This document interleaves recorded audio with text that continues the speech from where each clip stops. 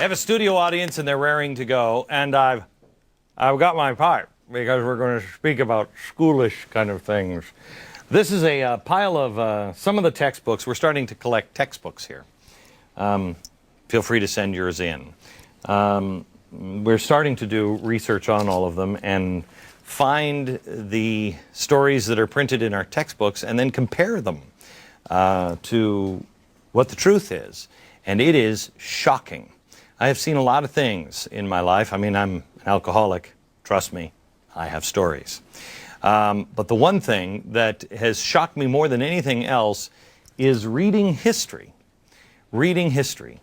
You will start to read history, and if you, as Jefferson said, question with boldness even the very existence of God, if you really start to question and you start to read, you will start to slip into a zone where you think, okay, wait a minute, one of these is really wrong.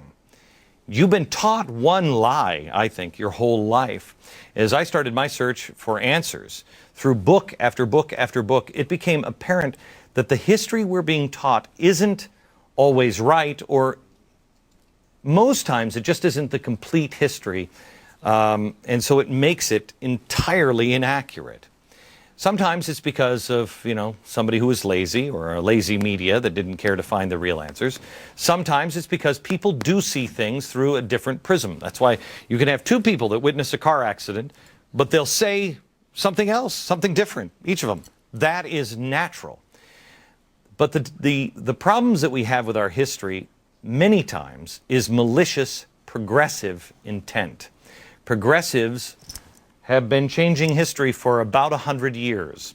They knew they had to separate us from our history to be able to separate us from our Constitution and God. When you look at the complete pictures of some of the most revered figures in history, when you look at the complete picture, all of a sudden you're shocked. Every time we do this, how many have seen the Founding Fridays? Okay, you've watched them. How many of you have looked at an episode and been a little hacked off at the end because you're like, wait a minute, that's kind of an important piece of history. Have you? You have? You've watched it, and yeah. It is, our history is being stolen from us. I saw a poll that came out, I don't know, a week or two ago about, the best presidents in history of America. FDR, number one. In the top 10, always, Wilson. Wilson and FDR, they did more to destroy the Constitution than practically any other president or all other presidents, present president excluded, combined. FDR, Wilson, both used emergency and war to justify just running around the Constitution. FDR ran for a third and fourth term. There's a reason Congress instituted official term limits for the president after FDR died. They didn't want him to happen again. Well, how did they love him so much that they had to put term limits on the president? That doesn't make sense. That's because you're not receiving the full picture of FDR. Most of us were never taught about the Depression of 1920. Who knew about the Depression of 1920? Anybody here? Two people. Two people knew about the Depression of 1920. Why don't you know about it? Because the way they fixed it isn't in the Progressive Playbook, and it led to the Roaring Twenties.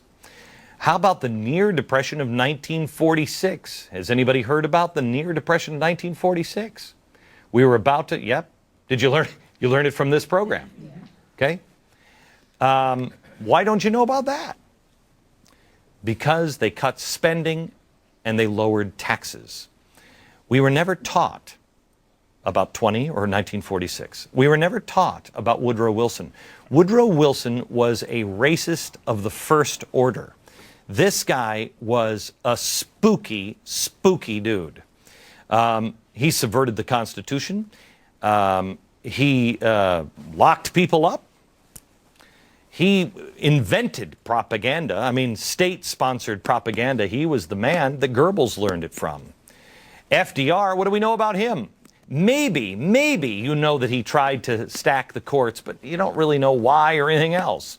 All you really know is FDR saved us from the Great Depression, and Woodrow Wilson was the champion of the worker.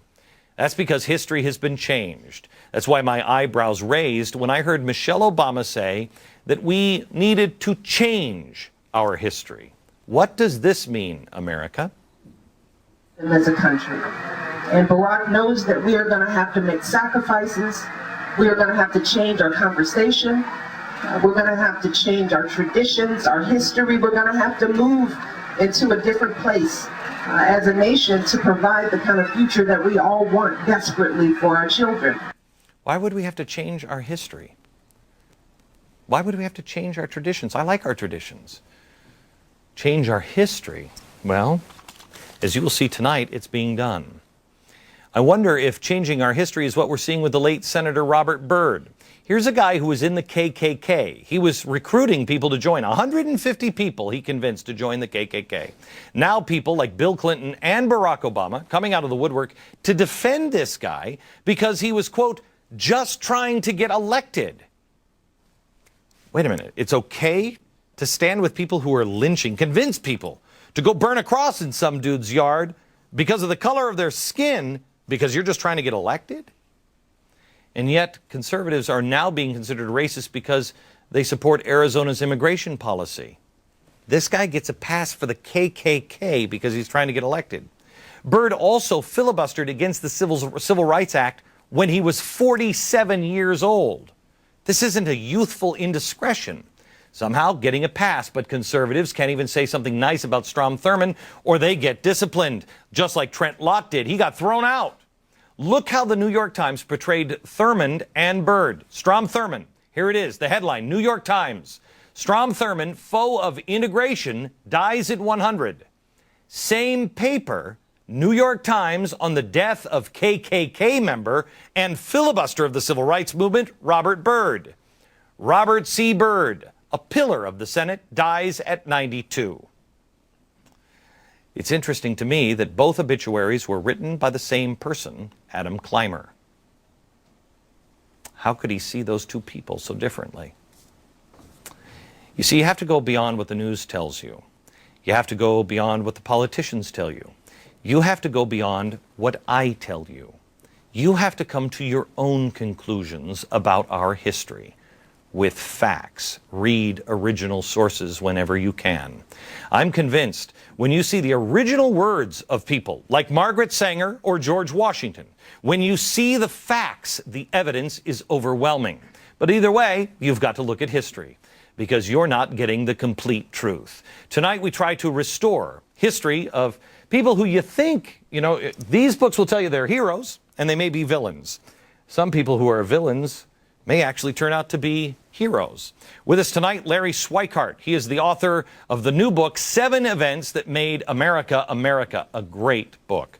Also, he wrote the best-selling Patriots' History of the United States. Every American should own that book in their home. And Burton Folsom Jr. He is the author of another great book. I learned more about FDR in New Deal or Raw Deal, how FDR's economic legacy has damaged America, and the myth of the robber barons.